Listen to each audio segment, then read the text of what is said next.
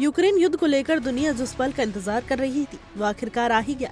America के राष्ट्रपति Donald Trump और यूक्रेन के राष्ट्रपति व्लादिमीर जेलेंस्की आमने सामने बैठ चुके हैं।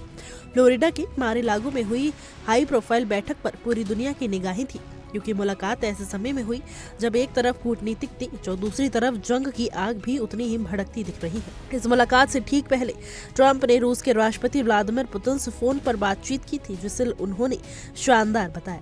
यही वजह है कि मार-ए-लागो में हुई ये बैठक सिर्फ अमेरिका यूक्रेन संवाद नहीं, बल्कि इसे रूस यूक्रेन युद्ध की दिशा तय करने वाले एक बड़े घटनाक्रम के तौर पर देखा जा रहा है। बैठक के लिए प्रेस को भी आमंत्रित किया गया था, जो ये दिखाता है कि ट्रंप इस बातचीत को वैश्विक संदेश के तौर पर पेश करना चाहते थे। लेकिन सवाल ये है कि जब ये मुलाकात हो रही थी तब मैदान में क्या चल रहा था। जमीनी हकीकत यही है कि युद्ध रुका नहीं। बैठक से पहले और उसके दौरान रूस ने यूक्रेन पर हमले तेज कर दिए। राजधानी कीव समेत कई इलाकों में मिसाइल और ड्रोन हमले हुए, जिसमें जान माल का नुकसान हुआ। रिहायशी इलाकों को निशाना बनाया गया।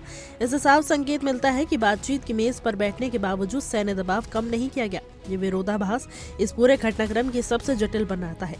एक और नेता शांति की बात कर रहे हैं, दूसरी ओर बमबारी जारी है। ट्रंप जेलेंस्की बैठक के बाद ये सवाल और गहरा हो गया है। क्या कूटनीति वाकई युद्ध को रोक पाएगी या फिर सिर्फ दबाव की रणनीति का हिस्सा है? बैठक के बाद ट्रंप ने बयान देते हुए कहा कि अमेरिका युद्ध विराम की दिशा में तेज और निर्णायक कदमों का समर्थन करता है। उन्होंने ये भी संकेत दिया कि अमेरिका इस पूरी प्रक्रिया में केंद्रीय भूमिका निभा रहा है। इस दौरान ट्रंप ने संयुक्त राष्ट्र की प्रभावशीलता पर भी सवाल उठाए, ये कहते हुए कि असली फैसला अब सीधे नेताओं के बीच बातचीत से होगा। वहीं जेलेंस्की की रणनीति इस बैठक में बिल्कुल स्पष्ट दिखी। उन्होंने साफ कहा कि यूक्रेन किसी भी बातचीत में तब तक मजबूत रहेगा जब तक रूस पर अंतर्राष्ट्रीय दबाव बना रहेगा। जेलेंस्की ने इस मुलाकात के बाद ब्रिटेन के प्रधानमंत्री कीर स्टारमर और कनाडा के प्रधानमंत्री मार्क कार्नी से भी बात की। फ्रंटलाइन की स्थिति, रूसी हमले और यूक्रेन की पुनर्निर्माण की जरूरतें इन चर्चाओं का हिस्सा रही। जेलेंस्की का संदेश साफ था, हम शांति चाहते हैं लेकिन कमजोरी के साथ नहीं। इस पूरे प्रक्रिया के केंद्र में एक 20 बिंदुओं वाली शांति प्रस्ताव है, जिस पर अमेरिका और यूक्रेन के वार्ताकारों के बीच काम चल रहा है।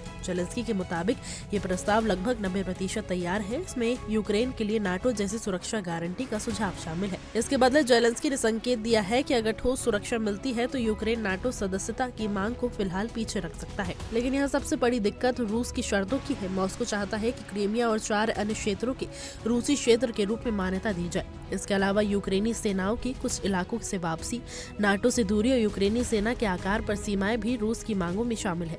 क्रेमलिन ने साफ चेतावनी दी है कि अगर नाटो देशों के सेना यूक्रेन में तैनाती होती है तो उन्हें वैध सैन्य लक्ष्य माना जाएगा। लेकिन असली सवाल अब भी कायम है, क्या बंदूकें खामोश होंगी? जब तक मिसाइलें उड़ रही हैं और ड्रोन हमले जारी हैं, तब तक हर समझौता, हर नाजुक संतुलन पर टिका रहेगा। मार-ए-लागो की मुलाकात शायद शांति की शुरुआत हो या फिर इतिहास में दर्ज एक और अधूरी कहानी। इसका जवाब आने वाला वक्त ही देगा। फिलहाल के लिए हमारी रिपोर्ट में बस इतना ही। देश और दुनिया की तमाम खबरों के लिए देखते रहिए इंडिया डेली का डिजिटल प्लेटफॉर्म।